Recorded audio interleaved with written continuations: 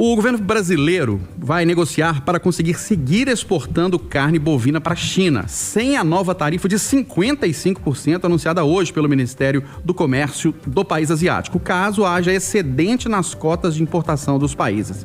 O ministro da Agricultura, Carlos Favaro, em entrevista à CNN Brasil, afirmou que uma das ideias é o Brasil assumir as cotas de carne bovina de países que não exportem o produto à China ou não cumpram o total possibilitado. O ministro disse, no entanto, que os impactos no Brasil não serão consideráveis. De qualquer forma, Pedro Nascimento, o governo vai negociar com os chineses. Agora, mais uma preocupação depois do anúncio lá, que foi, na verdade, um balão de ensaio, né? A gente pode considerar assim, do Trump em relação ao tarifaço para o Brasil. Agora, tarifaço da China. Esse tarifaço da China, ele tem características diferentes, viu? Porque o tarifaço do Donald Trump, a gente via que claramente tinha ali um viés político, tinha uma tentativa ali de se negociar outras coisas que não fossem economia. Então, por fim, até ele acabou sendo desfeito e havia também outros interesses ali do governo norte-americano com relação a essas tarifas. Com relação à China, tem uma situação que é muito interessante, que eu estava lendo sobre esse assunto hoje, que é uma investigação que foi conduzida pelo governo chinês e que apontou que o preço da carne lá na China estava caindo significativamente e tinha uma tendência de queda nos próximos anos em razão da alta oferta e da baixa demanda. Ou seja, por mais que a China seja um país altamente populoso, né, mais de 1 bilhão de habitantes, mas tinha mais oferta de carne do que os próprios chineses estavam acostumados a consumir. Então, por isso, a China, vendo essa discrepância aí no seu mercado, né, principalmente porque importa bastante, fez esse sistema de cotas. Cada país agora pode, desses países exportadores, né? Então, por exemplo, Brasil, Argentina, Uruguai, você tem também Austrália, Emirados Árabes, você tem países que têm essa exportação muito alta de carne para a China. Esses países eles vão ter uma cota de 1 milhão e 100 mil toneladas. Só que o problema é que você tem entidades aqui brasileiras, né? Você tem, por exemplo, as que representam o setor agropecuário e tudo mais, elas estão muito preocupadas porque o Brasil tem uma média de exportação de 1,7 milhão de toneladas, ou seja, quase 600 mil toneladas vão ficar sujeitas a esse sobrepreço de 55%. Olha, o Brasil pode conseguir algumas brechas nessa negociação, né? Inclusive com essa ideia do ministro Carlos Favaro de conseguir algumas cotas de países que não exportam tanto assim para a China. Mas é muito difícil que a China mude esse entendimento dela, já que, né, pensando a longo prazo, depois dessa investigação que foi feita no mercado chinês, eles pretendem estipular essas cotas pelos próximos 3 anos. Ou seja, já tem dia para começar e já tem dia para acabar. O governo brasileiro tem um bom relacionamento com a China, pode ser que consiga um jeitinho de conseguir exportar a mais e ser menos taxado. Mas a verdade é que o agro brasileiro vai enfrentar dificuldades nos próximos anos nessa negociação de cotas com a China, viu? Vai nessa linha também, Mardélio Couto? Mais uma briga aí do governo federal, um desafio muito grande para negociar com a China?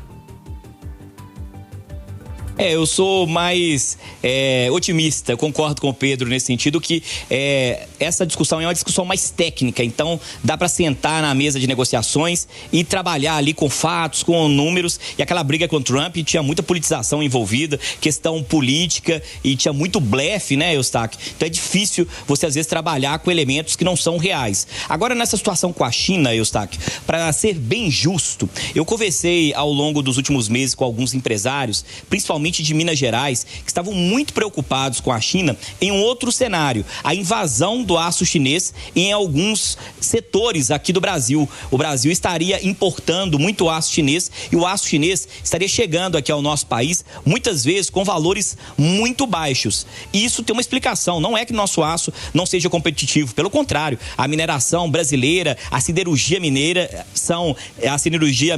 e brasileira são referências no mundo, tanto a mineração quanto a siderurgia brasileira são referências internacionais. Fato é porque a produção de aço lá na China envolve uma série de variáveis, né, Eustáquio? Lá a gente sabe que o setor produtivo chinês tem uma ligação muito forte com o próprio governo. Então tem algumas isenções, algumas, digamos assim, algumas não obrigatoriedade de pagamento de impostos, ou seja, o aço sai muito mais barato da China e estaria inundando o mercado brasileiro, inclusive prejudicando o mercado brasileiro. Há alguns setores que defendem, inclusive, algumas medidas de proteção, para pelo menos equilibrar o jogo, para você poder negociar na mesma régua de mercado. Por que eu estou destacando esse cenário, Saque? Porque isso é um elemento que pode ser levado para a mesa de negociação pelos players brasileiros. Olha, você está incomodado com a questão da carne brasileira, mas tem alguns incômodos aqui para a gente. Inclusive, Eustáquio, eu não vou entrar aqui em meandros econômicos, tem algumas acusações até muito sérias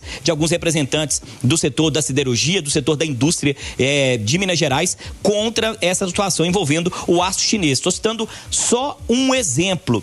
E isso pode ser levado na mesa de negociação para tentar chegar no meio termo. O Brasil não coloca nenhuma medida protetiva que inviabilize o aço chinês, por exemplo, em troca dessa situação da carne. Eu já estive na China acompanhando uma missão internacional de empresários, Eustáquio, e vou dizer aqui, para ser justo, o mesmo que eu sustentei no Conversa de Redação, quando teve toda aquela polêmica com o governo Trump. Eu disse que nós, brasileiros, o governo, teria que ter propriedade para defender a autonomia, para defender a importância dos brasileiros. E não são só os brasileiros que dependem dos americanos. Os americanos dependem de uma série de produtos dos brasileiros, e o americano iria reclamar com o governo Trump, dizendo: meu amigo, o suco de laranja está chegando mais caro aqui, a carne brasileira está chegando mais cara, meu salário não está dando. Algo que preocupava o Trump. Alguns empresários mineiros falaram sobre isso, que eles apostariam nessa negociação num processo de pressão interna para o americano reclamar ali com os políticos próximos para pressionar o governo Trump. E funcionou.